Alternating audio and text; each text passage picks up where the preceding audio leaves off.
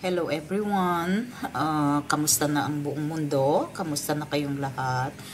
Gusto ko lang i-share itong mga picture namin because I separated the picture and the videos para ma-share ko naman sa inyo yung na-adventure ko dito sa Utah. So anyway, pasensya na, napakahaba na siguro ng video ko but I am so happy to share with you itong mga journey ko with my husband. Kaya sana ito na lang ang pwede kong ma-share na muna sa inyo kasi anyway, ito yung mga kasama naman, like I said, from California, most of them. Yung sister-in-law ko lang naman tsaka husband niya ang taga-Utah. So ito, napakaganda kasi talaga. I'm so happy na i-share ko to sa mga tao, although it's very hard for us kasi syempre lagi naming maaalala yung anak namin na sana kasama namin dito sa adventure na ito, but we're just doing this kasi we were planning to retire someday, so I wanna see the part of dito sa ng Amerika na hindi pa rin naman namin nalibot. So hopefully we had chance na magawa ito, although hindi madali kasi it's very expensive, but priceless naman pag nakita mo tong mga places na ito. Kaya I'm so happy to share to everyone.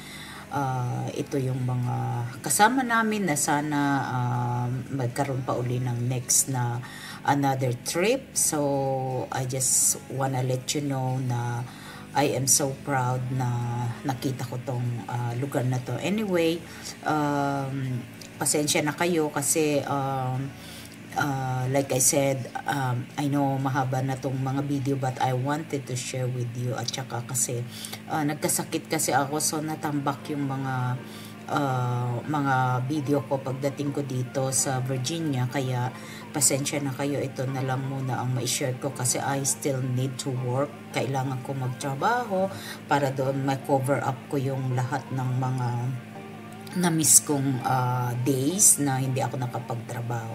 Anyway, doon nyo na lang panoodin sa mga videos yung mga at least mga ibang explanation ko, at saka makita nyo because while I'm talking, talagang napakaganda, honestly.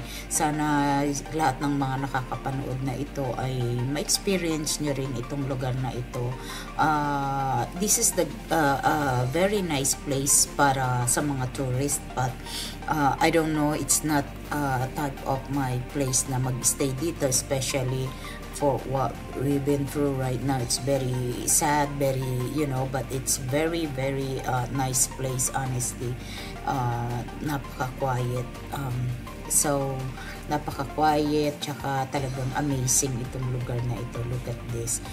Yung mga rock formation is unbelievable. Kaya I am so happy na I was able to see this. So anyway, gusto ko lang ma-share to, especially sa mga kapatid ko na hindi pa nakakarating dito, especially dyan sa Pilipinas.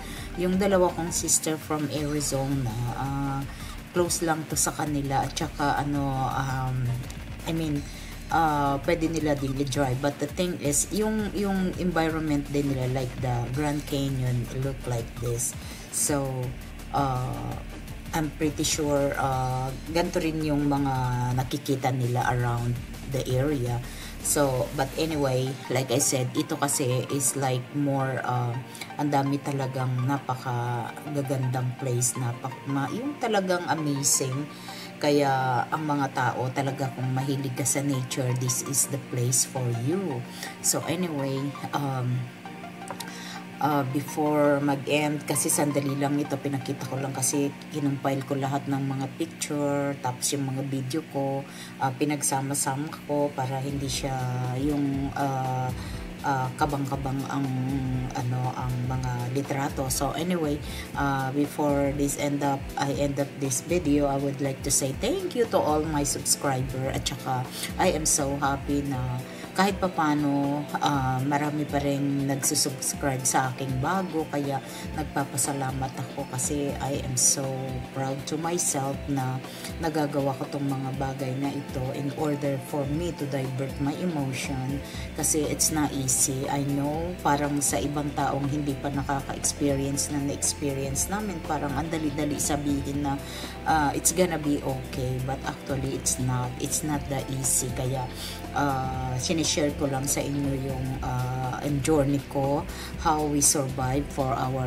everyday life. But syempre itong mga ganitong bagay hindi naman namin kayang gawin to more often kasi it's kinda expensive then to travel. But anyway, we're trying, like I said before we retired, so I wanna see some part of this sa America, kaya I'm still hold on to that, and I'm looking forward na magawa ko to before we retired. Okay, so thank you so much and God bless us all. Take care everyone, and I will see you next video. Thanks, bye.